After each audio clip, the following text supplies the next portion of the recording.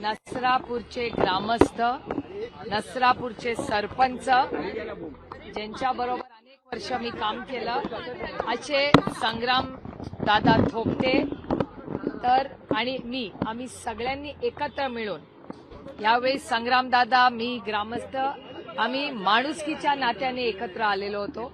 माननीय मुख्यमंत्र्यांनी वेळ दिली, याबद्दल मी माननीय मुख्यमंत्र्यांचे मनपूर्वक आभार मानते. आणि माननीय मुख्यमंत्र्यांनी आम्हाला शब्द दिलेला आहे की अतिशय तातडीने ते स्वतः या केसचं मॉनिटरिंग करतील आणि जोपर्यंत या नराधामाला फाशी होत नाही, माननीय मुख्यमंत्र्यांचं ऑफिस त्याच्या जातीने लक्ष घालेल. मी आमच्या सगळ्यांच्या वतीने मी माननीय मुख्यमंत्र्यांचे मनपूर्वक आभार मानते. आम्ही माननीय मुख्यमंत्री आणि पोलीस यंत्रणेवर विश्वास टाकलेला आहे आणि त्याच्यामुळे आता पुढे केसचं काय होतं याचं आम्ही सगळे मिळून फॉलोअप घेऊ. पण एक अतिशय दुर्दैवी घटना, महाराष्ट्राला काळीमा फासणारी अशी क्रूर घटना जी झाली आहे त्याचा अर्थातच संपूर्ण महाराष्ट्र नाही, देश निषेध करतो. आणि आपण सगळ्यांनी राजकारण बाजूला ठेवून या केसचा जोपर्यंत त्याला तातडीने फाशी होत नाही तोपर्यंत आपण सगळ्यांनी एकत्र मिळून ह्याचा फॉलोअप केला पाहिजे. मी माध्यमांचेही मनपूर्वक आभार मानते. सगळे कॅमेरामॅन, ज्या पद्धतीने तुम्हीही हा विषय लावून धरलेला आहे, एक अवेअरनेस प्रोग्राम आपण संपूर्ण राज्यात घेतला पाहिजे.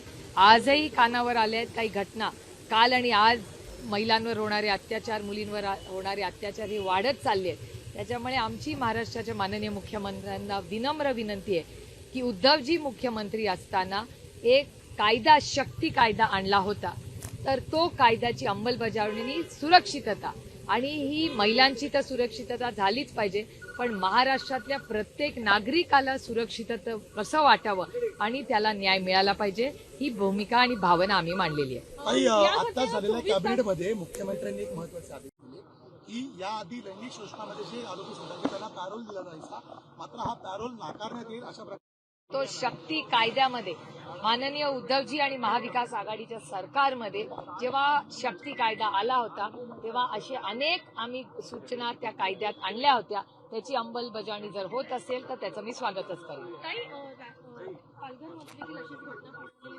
अशा अनेक घटना काल आणि आजमध्ये आलेल्या. एक मिनिट त्यांचा एक प्रश्न चाललाय.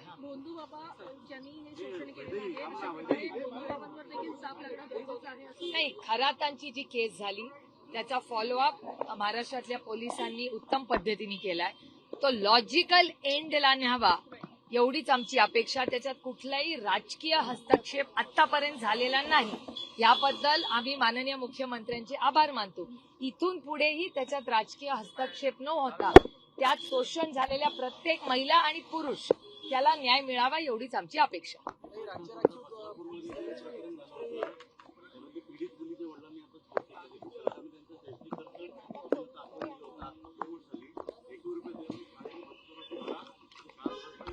मी स्वतः त्याचा फॉलोअप करीन. मी ती बातमी तुमच्या चॅनलवर पाहिलेली आहे, त्याच्याबद्दलही आम्ही स्वतः फॉलोअप करू.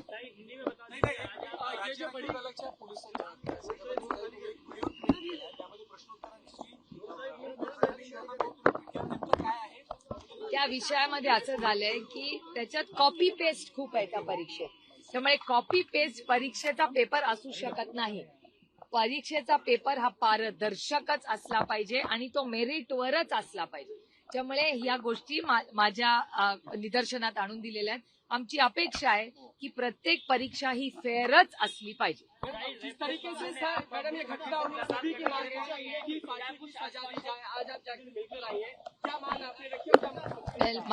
पंच और जिनके साथ मैंने बहुत साल काम किया, संग्राम दादा थोपटे, और हम सब उनको माननीय मुख्यमंत्री जी को मिले.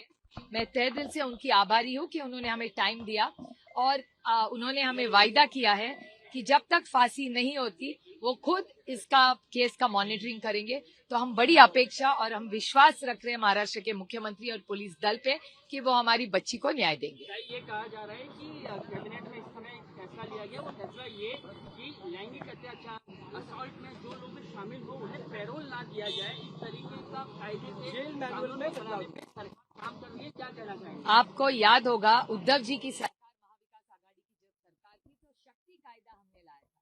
उसमें बहुत सारी ऐसी चीजें थी, लेकिन वो दिल्ली भेजा गया और आगे उस पर कुछ एक्शन नहीं लिया गया। मैं बड़ी विनम्रता से महाराष्ट्र और भारत सरकार को विनती करना चाहती हूँ कि उन्होंने ये शक्ति कायदा जो हमने लाया था, कभी भी हम सब ने राजनीति से हमारी महिला बच्चियों और महाराष्ट्र और भारत के नागरिकों के लिए हम साथ में मिलकर उनकी सुरक्षितता की जिम्मेदारी लेनी चाहिए।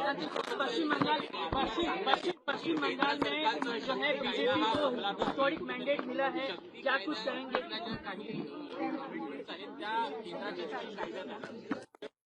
म्हणणं आहे की प्रत्येक नागरिकाची सुरक्षितता ही सरकारची नैतिक जबाबदारी आहे. कुठलंही सरकार, म्हणजे आमचं सरकार असेल तेव्हा अशी घटना झाली असेल तरी ते वाईटच आहे.